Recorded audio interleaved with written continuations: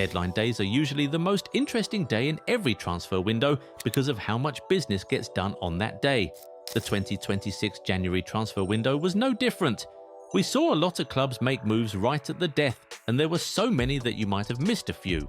Well, we're here to tell you about some of them. These are 20 big deadline day deals you might have missed this January.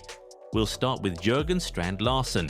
His move to Crystal Palace should actually have been completed earlier in the window, but it was delayed because Crystal Palace were waiting to see what would come of Mateta's links with AC Milan. Well, that move eventually collapsed at the end, but Palace decided to still move forward with the Strand Larsen deal, signing him for a total package of £47 million. That same day, we saw summer signing Simon Adingra leave Sunderland. The Ivorian winger had not gotten enough minutes since moving to the newly promoted side at the beginning of the season, so he decided to leave this January, moving to League One to join AS Monaco on a loan deal with an option to buy. And the Black Cats made sure to quickly replace the former Brighton man by signing Nilson Angelo on a 4.5-year deal from Anderlecht not long after Adingra's move was confirmed. Angelo is a 22-year-old winger from Ecuador who is seen as a massive addition to the squad for Sunderland. But while Angelo was moving to the Premier League, Calvin Phillips was leaving. A lot of people did not even know that the midfielder had been at Man City this whole season, but well, he had. He only just left on deadline day, moving to Sheffield United on loan. This deal should see the former Leeds man remain in the Championship until at least the end of the season. Meanwhile, Chelsea recalled Mamadou Sarr from his loan deal at Strasbourg. Having failed to sign Jeremy Jacquet, losing out to Liverpool on that one, they decided to look inward, calling back the 20-year-old AFCON champion from France. But Strasbourg didn't leave empty-handed as they got David Datro Fofana from Chelsea. The Ivorian striker started the season out on loan in Turkey, but he was recalled by Chelsea in the January window and then loaned out to Strasbourg on deadline day. With Emmanuel Emega out injured for a few weeks, this was a very necessary addition for the French club. The Blues also loaned out Tyreek George on the last day of the window, with the teenager joining Everton on loan with an option to buy at the end of the season. With a host of players ahead of him on the pecking order at Stamford Bridge, it was important for the attacker to leave Chelsea in order to get meaningful playing time important for development.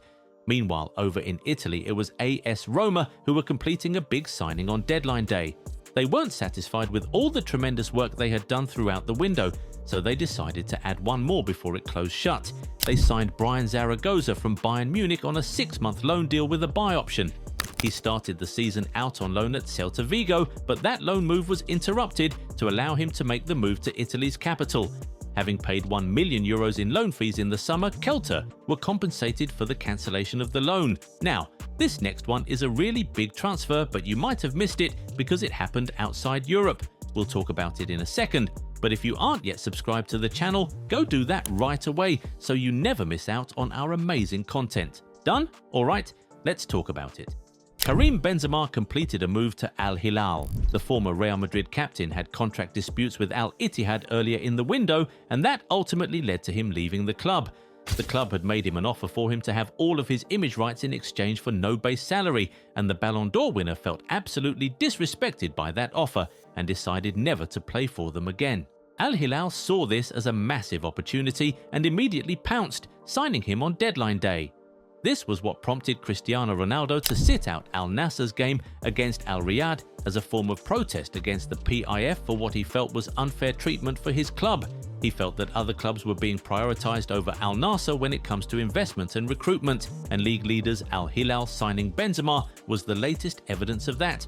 Now, while Benzema left Al Ittihad because of perceived disrespect, Alan Saint-Maximin left for an even darker reason. The former Newcastle man had moved to Club America in Mexico last summer, but he left the club on the last day of January after his children were subjected to racial abuse. He immediately packed his bags and returned to Europe, signing with RC Lens on deadline day. He'll now try to help the club beat PSG to the league title this season. Now, let's talk about Atletico Madrid. They completed the signing of Rodri Mendoza from Elche on deadline day. The 20-year-old midfielder was a highly sought-after player, with Premier League clubs hoping to get him in the summer. That pushed Atletico to move fast and secure him in January, paying €16 million for the young player who came up from the Elche Academy. And that wasn't the only 20-year-old the Spanish giants signed on deadline day. They also signed Obed Vargas from Seattle Sounders. The American-born Mexico international can play as a central or defensive midfielder and is one for the future. And more young players made moves on deadline day, like James Wilson for example. The 18-year-old Scottish attacker completed a late move to Spurs, and this one must have been extra sweet for the fans, as he was a major target of City rivals Arsenal in the window. The Gunners wanted him to come and do a trial, but Spurs stepped in and offered a loan deal with an option to buy at the end of the season. The player said yes, and the deal was quickly completed.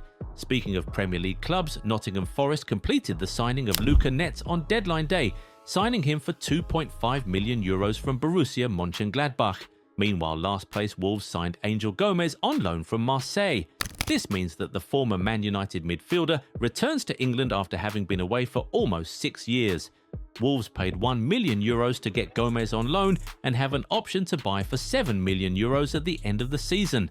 And Gomez was not even the only player who left Ligue 1 on the final day of the window. George Ilenikena also did. But not only did the striker leave France, he left Europe altogether. The French-Nigerian teenager moved to the Saudi Pro League to join Al Ittihad on a €33 million deal, coming in as a direct replacement for Benzema, who left the club on the same day. Elsewhere, it was Cesc Fabregas Como who was signing Adrian Lahto from Hammarby. The Serie A outfit agreed to pay the Swedish club €12 million to bring the 18-year-old midfielder to Italy. And guess what? He was not even the only Swede who moved to an Italian club on deadline day. Emil Holm did as well. The 25-year-old right-back joined Juventus on loan from Bologna on the last day of the window in a loan deal until the end of the season with an option to buy. This was a very special move for Holm, who has been a massive Juventus fan all his life. And since we're talking about business that was done in Italy, let's talk about Alisson Santos, who joined Scudetto holders Napoli also on deadline day. It was a pretty expensive loan move, with Napoli paying a €3.5 million loan fee to Sporting to get him this January. This one comes with an option to buy for €16.5 million at the end of the season. Let us now wrap up with Axel Disasi. It took almost the whole of the window, but Chelsea finally found a club for him.